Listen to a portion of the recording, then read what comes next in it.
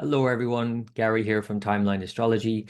This is a video all about Elon Musk and his connection to the American chart, the American independence chart, and America at this time. How he is stepping into this role in government now at a very important time in relation to his own life journey, but also in relation to the American journey itself. So this was a request by a patron of mine, and they actually requested this before the election. And I hadn't really thought about Elon Musk as anything really significant. I didn't really follow the whole thing about him being one of the, the most important contributors to the Trump presidency. But him now actually stepping into a role in his government, it all makes sense in hindsight, you might say. But essentially here, the reason why is because the American independence chart, I won't show you that again. I did a separate video on that, is in a Rahu period, the north node of the moon overall, and it's an 18-year long period, and it's currently in a Mercury subperiod or Bhukti. So Rahu and Mercury are both very activated in his chart also because in other words, he is coming into government now into a very prominent position at a time that the American zeitgeist in a way is Rahu Mercury. And Rahu Mercury in the ninth house in the American independence chart as well, by the way, which is very much about changing up everything. Every sort of whatever beliefs you hold now about what you think is possible, it's all up for grabs. And the kinds of things that he's talking about doing potentially, I'll show you why he's doing that in terms of his chart, but it's likely to have such an impact on the US and its governance in the coming years. He is a Gemini rising with Mercury in Gemini, as well as the Sun there, a very strong yoga there, a combination of Sun and Mercury, Mercury in its own sign in the first house, directional strength. It's a very powerful, potent Mercury. Obviously, he is Mr. Mercury. He is all about technologies and things that really progress things in so many ways. But that's also because of Rahu in the eighth house. And he is in a Rahu Venus period right now, which interestingly enough, he's in the same period as Kamala Harris. So this is maybe where I was reading Harris, where I shouldn't have been thinking that she was the more progressive one, where actually it's Elon Musk who's fulfilling that role.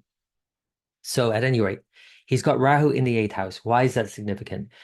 Because he is all about cutting out the waste. That seems to be his whole shtick right now. Eighth house is about waste, and quite literally the case in a nativity, in a natal chart, in the physical body, even like the excretory organs can be seen in the eighth house. It's literally the waste we accumulate. And the eighth house, in this case, in Capricorn, which is very much about government agencies, bureaucracy, all of this that he's wanting to cut out. So this desire for Rahu and Mars there, you can see Mars very powerful, exalted by degree, 27 degrees of sidereal Capricorn. That Mars Rahu conjunction is showing this stronger need and maybe aggressive need to cut out waste in the government in Capricorn. So that's kind of obvious in a way when you think about this. I mean, it's obvious. Everything is obvious in hindsight. But there's always two sides to Rahu. And I think though he seems like he's coming in and doing this for everyone's betterment, for the betterment of society, we might say, Rahu isn't really for everyone's betterment in another sense, because an example of that, the most obvious example of that is when he came and he took over Twitter and then sacked 80% of the workforce or something. So he was for the betterment of the company, not for the people who worked in the company.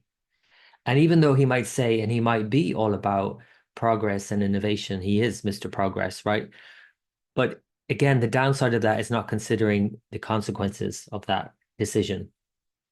And I think this is something we're going to see a lot more of.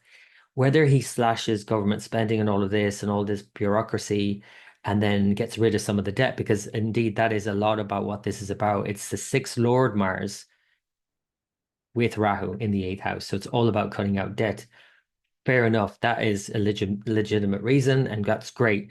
And the Lord of Rahu and Mars, by the way, Saturn is in the 12th house of spending, which tends to restrict things. Saturn limits things. So that's good. He's all about cutting back on spending and cutting out all this debt. All of that sounds wonderful. Again, treating a country as if you're a company like Twitter coming in, sacking everybody, and making it more efficient. All of that sounds wonderful. The problem is that America is not a company. And though he might treat it as such, there's some downsides to this because, again, Rahu doesn't always consider the consequence. And there are going to be a lot of negative consequences for a lot of people. Like, what about those 80% of people who were sacked by Twitter? They were out of work, you know? So that's Rahu. It always seems like it's offering you a great deal, and then there's always a big price to pay with Rahu. And he's in a Rahu phase, and the American chart, the American people, therefore, are under the sway of Rahu, and they're going to have to deal with this Rahu type of character, yet another Rahu type of character, you might say. And the downside of that also is this kind of, yeah, all of these projections, obviously, onto Elon Musk or whoever, on Trump, that we ourselves you know, are doing because we're also personally now, and I'm not living in the US, by the way, so maybe I could be a bit more objective about it. But if you're in the US, it would be so easy for you to project all of your fears on Elon Musk right now, all your hopes and dreams and wishes and everything as well, and hoping that it all works out. But it's a lot of fear, it's a lot of shadow projection, basically. It's Rahu, it's the north node of the moon, it's the eclipse. So he's essentially fulfilling that role for the American people right now.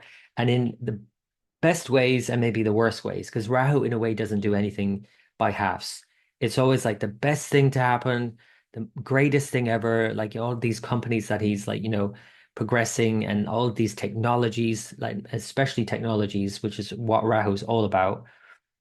But at the same time, the worst thing that could happen and the negative downsides, the consequences downstream that he isn't considering.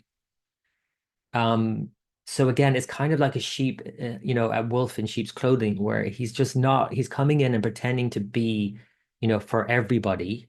That's maybe more elevated expression of Rahu, the ruler of Aquarius in Indian astrology, Aquarius being about everybody. And I see everybody in the astrology community as well now getting on board with Pluto moving into Aquarius as if this is wonderful. And it's like, oh, we're building a new society now, and Elon Musk is at the helm.